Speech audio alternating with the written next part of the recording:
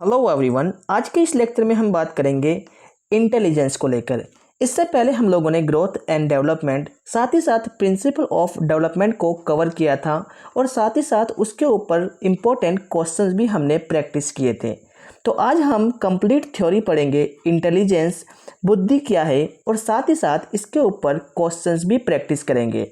अगर आप UP TET, C TET या फिर किसी भी टीईटी स्टेट टेट की तैयारी कर रहे हैं तो ये वीडियो आपके लिए बहुत ज़्यादा हेल्पफुल होने वाला है। तो चलिए शुरू करते हैं। सबसे पहले बात करते हैं बुद्धि क्या है। What is intelligence. इंटेलिजेंस जो होता है वो हमें प्रॉब्लम सॉल्विंग करने में मदद करता है, समस्याओं को सुलझाने में मदद करता है। इंटेलिजेंस आखिर है क्या। इंटेलिजेंस जो है सेट है कॉम्प्लेक्स कैपेबिलिटीज़ का। इंटेलिजेंस जो होता है कई कठिन योग्यताओं का सेट होता है।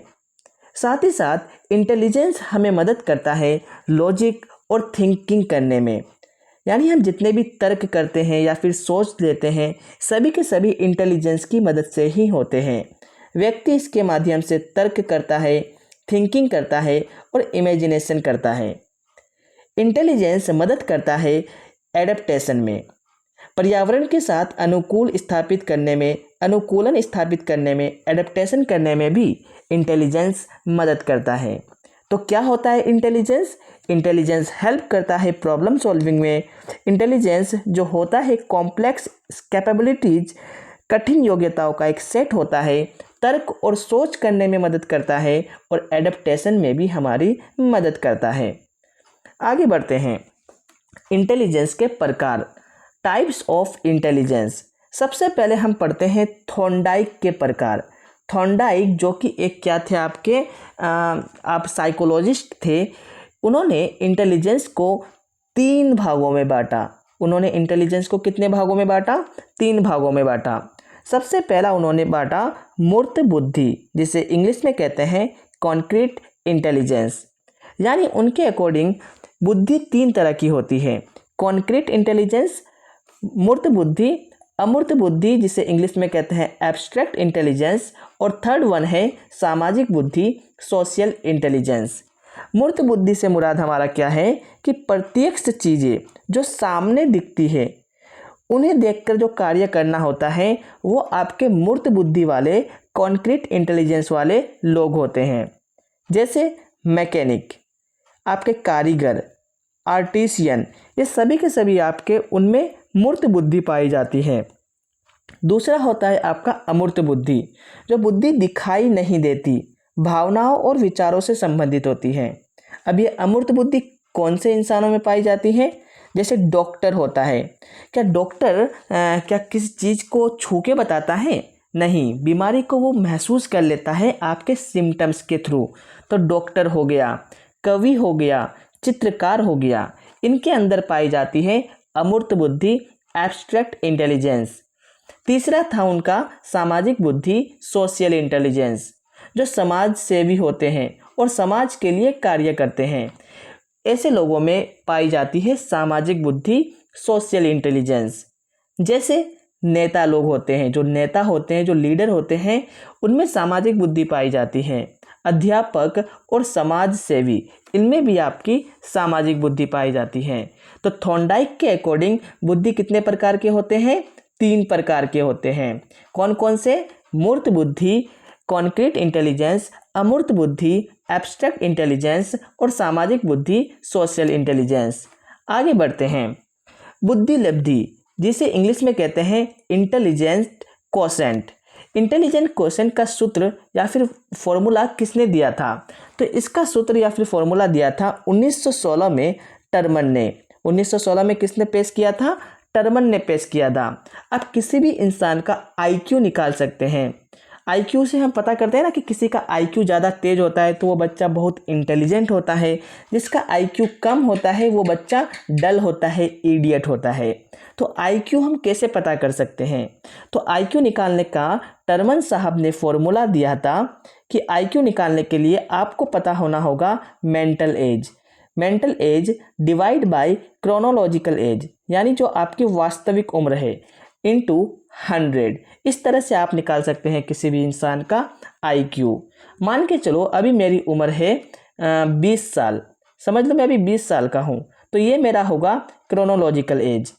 और मेरी मानसिक उम्र है, मेंटल एज मान के चलते हैं कि कितनी है, 15 मान के चलते हैं। तो अब मुझे निकालना है मेरा IQ कितना होगा। तो IQ निकालने के लिए हम फॉर्मूला का यूज करेंगे। मानसिक एज मेरी कितनी है, 15 साल है, और आपके मेरी वास्तविक एज कितनी है, 20 साल। तो इसको नीचे लिखूंगा इंटू 100। अब इसको जब सॉल्व करेंगे, 20 पंजे 100, 15 पंजे 75, तो मेरा IQ आ रहा है 75। तो 75 कहाँ पर लाई कर रहा है, तो 75 आ रहा है 70 से 79 के बीच में। तो मैं किस तरह का इंसान हूँ, तो इसके अकॉर्डिंग 70 से 79 के बीच में मेरा IQ आ रहा है, तो मैं हूँ मंद बुद्धि। इसके अकॉर्डिंग, ये तो मैंने ऐसे ही बताया, ओके, तो मतलब मंद बुद्धि हुआ। तो ये चार्ट आपको याद रखना है। इसके अकॉर्डिंग आप बता सकते हैं कि कौन इंसान क्या है, क्या वो इडियट है, क्या वो मंद बुद्धि है, क्या वो सामान्य बुद्धि वाला है। फॉर एग्जाम्पल, आपको कौन कौन से सारे याद रखने की ज़रूरत नहीं है। अगर किसी का IQ 25 से कम है तो वो होगा इडियट। जो नहीं बोलते तुम तो इडियट हो यार, तो वो इडियट जो होते हैं, जड़ बुद्धि वाले जो होते हैं, उनका IQ 25 से कम होता है। इसके बाद आपको याद रखना है 90 से 109। 90 से 109 जिसका IQ होता है वो सामान्य बुद्धि वाले होते हैं, यानी हम तुम और जितने भी ज़्यादातर जो सामान्य लोग होते हैं, जो एवरेज पीपल होते हैं, उनका आपका जो बुद्धि होता है, उनका जो बुद्धि होता है वो आपका सामान्य बुद्धि होता है, एवरेज बुद्धि होता है। तो 90 से 109 वाला होता है सामान्य बुद्धि, एवरेज इंटेलिजेंस। और लास्ट वन याद रखना है आपको 140। 140 से जिसका अधिक होता है वो आपके होते हैं गॉड गिफ्टेड, प्रतिभाशाली बच्चे होते हैं। जो प्रतिभाशाली बच्चे होंगे उनका IQ होगा 140 से अधिक। तो ये आपको चार्ट याद रखने हैं, ये 3 IQ आपको याद रखने हैं। 25 से कम अगर IQ होगा तो वो इडियट होगा, 90 से 109 के बीच में होगा तो सामान्य बुद्धि वाले होंगे, और 140 से अधिक जिसका IQ होगा वो प्रतिभाशाली बच्चे होंगे, गिफ्टेड बच्चे होंगे। और IQ का फॉर्मूला होगा मानसिक आयु, mental as divide by chronological age, जो कि वास्तविक एज, जो आपकी एज है वो, मल्टीप्लाई बाय 100। इस तरह से आप किसी भी इंसान का IQ निकाल सकते हैं। तो आप अपना IQ निकाल कर कमेंट सेक्शन में बताएं कि आपका IQ कितना आ रहा है और आप इस टेबल के अकॉर्डिंग किस जगह लाई कर रहे हैं। आगे बढ़ते हैं। अब हम बात करते हैं प्रतिभाशाली बच्चों की। प्रतिभाशाली बच्चे, जैसा कि हमने देखा, वैसे बच्चे जिनका IQ 140 से अधिक होता है वे प्रतिभाशाली बच्चे होते हैं। अब जो प्रतिभाशाली बच्चे होते हैं, जो गिफ्टेड स्टूडेंट्स होते हैं, उनके अंदर कुछ खासियत पाई जाती हैं। तो सबसे पहली खासियत पाई जाती है कि वो इंडिपेंडेंट डिसीजन ले सकते हैं। वो अपने निर्णयों में पूरी तरह से स्वतंत्र होते हैं, यानी वो अपने निर्णय खुद लेते हैं। उनके अंदर हाई सेल्फ एफिकेसी, यानी इनमें आत्म क्षमता बहुत उच्च स्तर का होता है। कॉन्फिडेंट होते हैं, वो कॉन्फिडेंस रहते हैं, हमेशा काफ़ी कॉन्फिडेंट होते हैं वो बच्चे। क्रिएटिव आइडियाज़ उनमें होती है, इनके पास हमेशा रचनात्मक और नए विचार होते हैं। किनके पास? गिफ्टेड स्टूडेंट के पास। और गिफ्टेड स्टूडेंट हमेशा क्यूरियस रहते हैं, चीज़ों को जानने में उनकी जिज्ञासा हमेशा लगी रहती है। इनमें जानने की तीव्र जिज्ञासा होती है, जो प्रतिभाशाली बच्चे होते हैं। और प्रतिभाशाली बच्चे को स्पेशल सपोर्ट की ज़रूरत होती है, क्योंकि स्कूल तो एवरेज बच्चों के लिए होता है ना, तो स्कूल वो सपोर्ट प्रोवाइड नहीं कर पाता। तो जिन्हें स्कूल से अलग विशेष सपोर्ट की ज़रूरत होती है। कौन से बच्चे को? प्रतिभाशाली बच्चे को, जिनको हाई कैटेगरी होती है, जिनका मानसिक स्तर उच्च स्तर का होता है, तो उन्हें स्कूल से विशेष सपोर्ट की ज़रूरत भी पड़ती है। तो ये थे प्रतिभाशाली बच्चों की विशेषता है। एक बार आप इसका स्क्रीनशॉट लेकर रख लें। तो क्या क्या होते हैं? इंडिपेंडेंट डिसीजन होगा, high self efficacy, creative ideas, special support की ज़रूरत होगी, और क्यूरियोसिटी तो भर भर के होगी। आगे बढ़ते हैं। अब हम बात करते हैं बुद्धि के कुछ प्रमुख सिद्धांत और उनके सिद्धांतकार। तो सबसे पहला जो प्रमुख सिद्धांतकार आते हैं वो हमारे आते हैं अल्फ्रेड बीने। अल्फ्रेड बीने साहब बुद्धि को ये बांटते हैं, बुद्धि को कहते हैं कि सभी तरह के इंसानों में सिर्फ एक ही तरह की बुद्धि पाई जाती है, जिन्होंने उसका नाम दिया था यूनिफैक्टर थ्योरी, एक कारक सिद्धांत। अल्फ्रेड बीने के अकॉर्डिंग सभी व्यक्तियों में एक ही प्रकार की सामान्य बुद्धि होती है जो हर कार्य में उपयोगी होती है। उसके बाद आते हैं स्पीयरमैन साहब। स्पीयरमैन साहब प्रतिपादन है द्विकारक सिद्धांत के। वह कहते हैं नहीं, एक ही बुद्धि सभी में नहीं पाई जाती, बल्कि बुद्धि तो दो प्रकार की होती है। तो इन्होंने दिया टू फैक्टर थ्योरी। इनको अकॉर्डिंग टू फैक्टर थ्योरी में पहली बुद्धि होती है जनरल फैक्टर, जी फैक्टर और एस फैक्टर। जी फैक्टर का मतलब होता है जनरल फैक्टर, जो कि बच्चे में जन्मजात और सामान्य योग्यता होती है, जो हर व्यक्ति में अलग होती है। और एस फैक्टर जो होती है वो दूसरों से अर्जित विशिष्ट योग्यता होती है। तो जनरल फैक्टर थ्योरी सामान्य योग्यता जो कि जन्मजात आपके अंदर इनबिल्ट तरीके से पाई गई है। जैसे फॉर एग्जांपल आपके मम्मी पापा क्या हैं, डॉक्टर हैं, तो ज़्यादा हाई चांसेस होंगे कि आपके भी मम्मी पापा आपको डॉक्टर ही बनाएं और आपका भी इंटरेस्ट शायद डॉक्टर में हो। तो ये होती है जनरल इंटेलिजेंस। अब आप किसी चीज़ को सीख कर महारत हासिल कर लेते हैं तो वो आपका हो जाता है स्पेशल इंटेलिजेंस।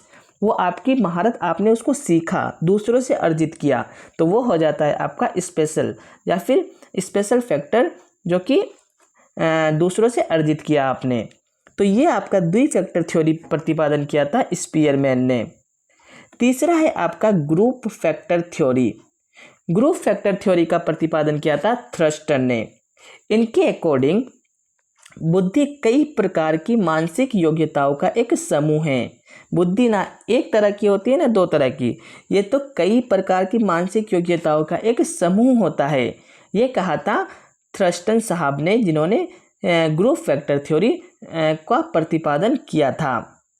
अब सबसे इम्पोर्टेंट हार्वर्ड गार्डनर का मल्टीपल इंटेलिजेंस। हार्वर्ड गार्डनर का मल्टीपल इंटेलिजेंस।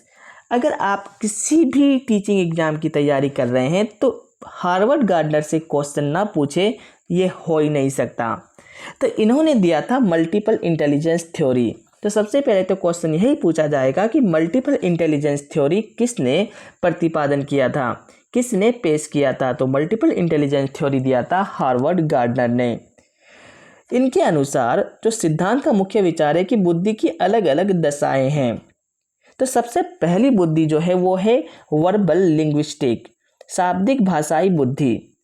जिनके अंदर वर्बल लिंग्विस्टिक इंटेलिजेंस पाई जाती है, उनके अंदर आपको देखने को मिलेगी कि उनको अंदर शब्दों और भाषा का बेहतरीन ज्ञान होता है। जैसे वकील हो गए, कवि हो गए, पत्रकार हो गए, इनके अंदर भाषा और शब्दों का बेहतरीन ज्ञान होता है और इनका इस्तेमाल बखूबी कर पाते हैं। दूसरा है आपका तार्किक या फिर गणितीय logical mathematical intelligence. Logical mathematical intelligence जिन इंसानों में पाई जाती हैं वो तर्क करने और गणितीय गणना करने में उनकी उच्च क्षमता होती है। जैसे वैज्ञानिक हो गए, बैंकर हो गए, गणितज्ञ हो गए, इनके अंदर पाई जाती है लॉजिकल मैथमेटिकल इंटेलिजेंस। तीसरा इंटेलिजेंस है आपका स्थानिक स्पेशियल इंटेलिजेंस। स्पेशल इंटेलिजेंस वाले शख्स में आपको देखने को मिलेगा कि वो अमूर्त तथ्यों के आधार पर मानसिक छवि बनाते हैं। जैसे मूर्तिकार हो गया, मूर्तिकार अपने दिमाग में जो छवि है उसको वो फिगर में उतार दे रहे हैं, एक मूर्ति की शक्ल में उतार दे रहे हैं। चित्रकार भी क्या करते हैं, अपनी सोच को एक पोर्ट्रेट में उतार देते हैं। आर्किटेक्चर्स, ये सभी के सभी में होती है स्पेशियल इंटेलिजेंस। चौथा है आपका शारीरिक गतिक बॉडीली काइनेस्थेटिक इंटेलिजेंस।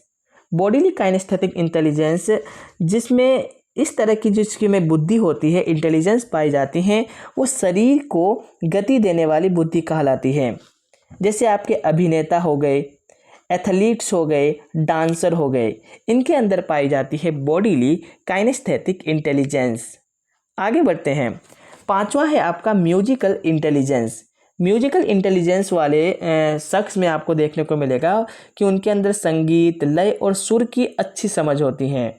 जैसे आपके सिंगर हो गए, गायक हो गए, संगीतकार हो गए, इनके अंदर पाई जाती है म्यूजिकल इंटेलिजेंस। छठा है आपका इंटरपर्सनल इंटेलिजेंस, काफ़ी इंपॉर्टेंट है, आप सब भूल जाए, आपको ये याद तो जरूर रखना है। इंटरपर्सनल इंटेलिजेंस, अंतर्व्यक्तिक इंटेलिजेंस।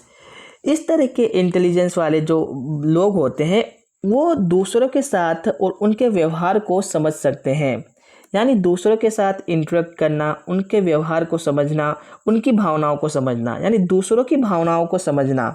तो जो दूसरे की भावनाओं को समझ पाते हैं उनके अंदर होता है इंटरपर्सनल इंटेलिजेंस। जैसे आपका नेता हो गया, सामाजिक कार्यकर्ता हो गए और शिक्षक हो गए, इनमें पाया जाता है इंटरपर्सनल इंटेलिजेंस।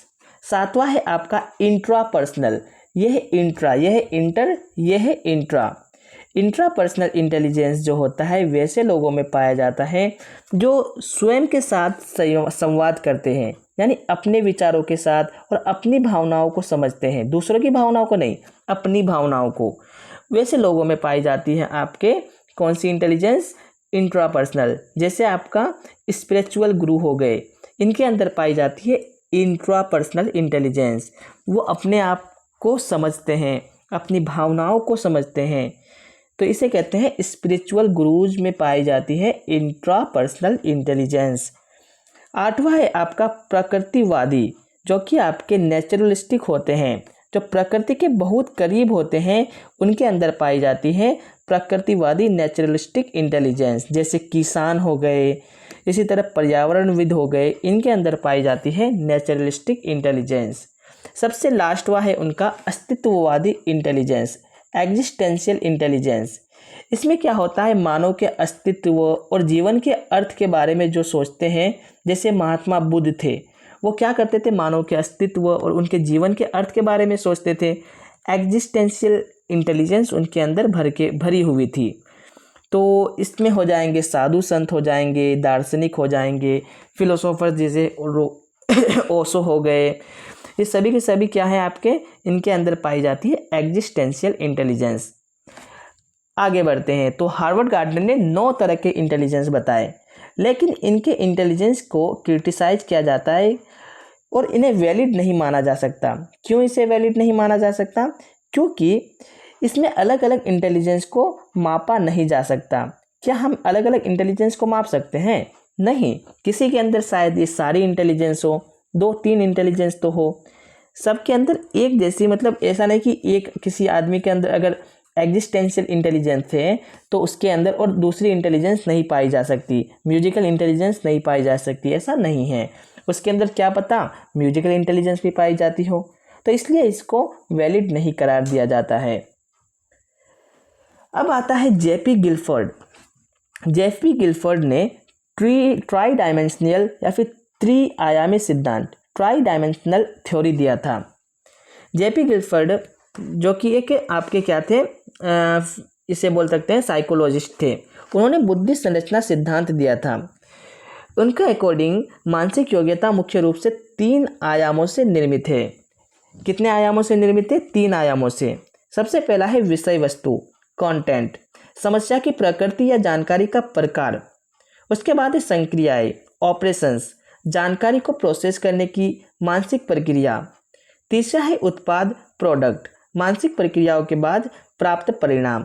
ये ज़्यादा इंपॉर्टेंट नहीं है, इसलिए मैं सिर्फ आपको ऊपर से बता दे रहा हूँ गिलफोर्ड का। इसमें सिर्फ अगर आपको एग्जाम में क्वेश्चन पूछा जाएगा तो सिर्फ ये पूछा जाएगा कि त्रिआयामी सिद्धांत किसने पेश किया था, तो ये है जेपी गिलफोर्ड। खाली इतना सा याद रखना है, ये याद रखने की ज़रूरत आपको नहीं है। आगे बढ़ते हैं। त्रिचापीय सिद्धांत, वो था आपका त्रिआयामी सिद्धांत, यह है आपका त्रिचापीय या फिर त्रिघटकीय सिद्धांत। इसको पेश किया था स्टर्नबर्ग ने पेश किया था त्रिघटकीय सिद्धांत। तो इसके प्रतिपादक रॉबर्ट स्टर्नबर्ग थे।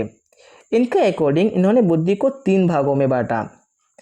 सबसे पहली बुद्धि उन्होंने बांटी अनुभवात्मक बुद्धि, एक्सपीरियंशियल क्रिएटिव इंटेलिजेंस, अपने पुराने अनुभवों के आधार पर कुछ नया खोजना या क्रिएट करना। तो इस तरह की बुद्धि जिसमें पाई जाती है वो अपने पुराने अनुभवों के आधार पर कुछ नया खोजते हैं या फिर क्रिएट करते हैं। दूसरी बुद्धि है घटकीय बुद्धि, कॉम्पोनेंशियल एनालिटिकल इंटेलिजेंस, कल्पना शक्ति और विश्लेषण। ऐसे लोग हर चीज़ के पीछे का कारण जानना चाहते हैं, लॉजिक और रीजन जानना चाहते हैं और अमूर्त बुद्धि वाले व्यक्ति होते हैं। कौन से? घटकीय बुद्धि वाले, कॉम्पोनेंशियल एनालिटिकल रीजनिंग इंटेलिजेंस वाले। तीसरा है आपका संदर्भात्मक बुद्धि, कॉन्टेक्सचुअल प्रैक्टिकल इंटेलिजेंस, सूचनाओं को व्यवहारिक प्रैक्टिकल उपयोग ये व्यक्ति को पर्यावरण के साथ समायोजन करने में सफल बनाते हैं, एडप्टेशन करने में, पर्यावरण के साथ एडप्ट होने में मदद करते हैं, कॉन्टेक्सचुअल प्रैक्टिकल इंटेलिजेंस। तो अगर आप चाहे तो इन तीनों को याद रख सकते हैं, लेकिन इसका भी वही जैसे आपने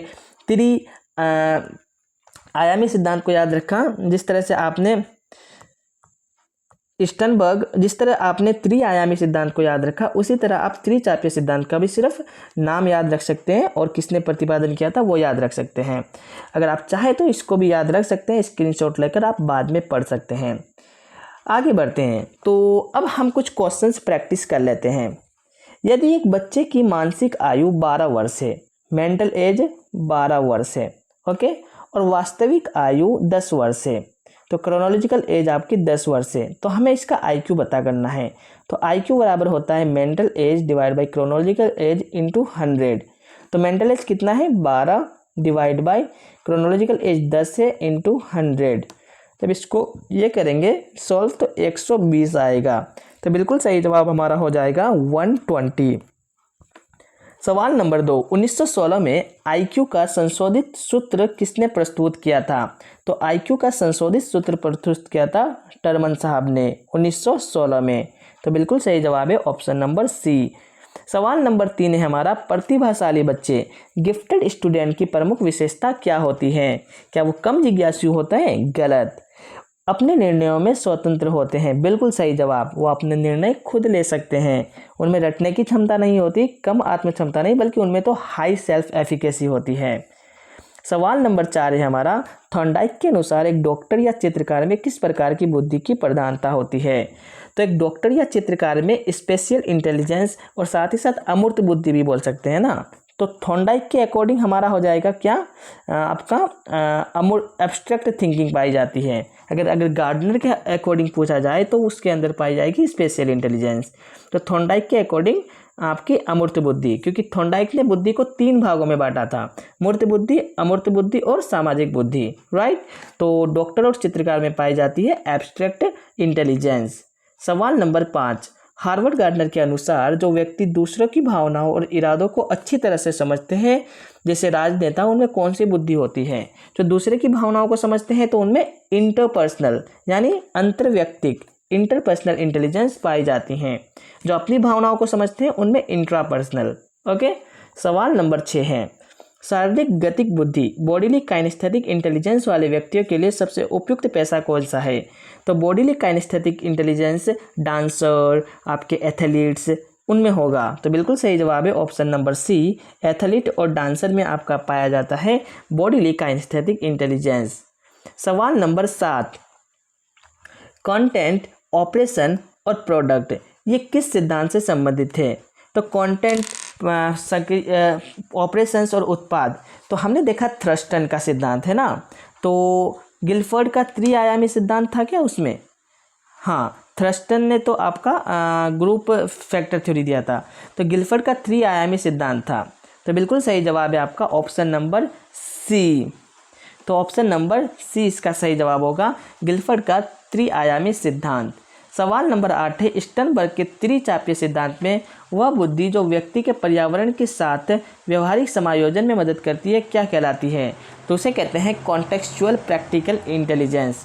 कॉन्टेक्सचुअल प्रैक्टिकल इंटेलिजेंस। सवाल नंबर 9, बुद्धि के द्विकारक सिद्धांत का प्रतिपादन किसने किया? तो जी फैक्टर का अर्थ क्या है? तो जी फैक्टर का मतलब होता है जनरल एबिलिटीज। तो द्विकारक सिद्धांत किसने दिया? कमेंट सेक्शन में आप लिखकर बताएंगे।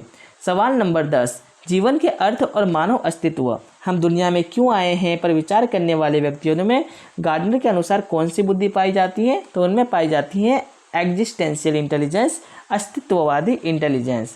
अब आप अपना स्कोर ज़रूर बताएं कि 10 में से आपने कितने क्वेश्चन सॉल्व किए, और पार्ट 4 के लिए आप चैनल को सब्सक्राइब करके रखें। इसका PDF आपको हमारे टेलीग्राम चैनल पहली नौकरी पर मिल जाएगा। थैंक यू वेरी मच कि आपने वीडियो को शुरू से लेकर आखिर तक देखा। मिलते हैं अगले पार्ट में। Take care and bye bye.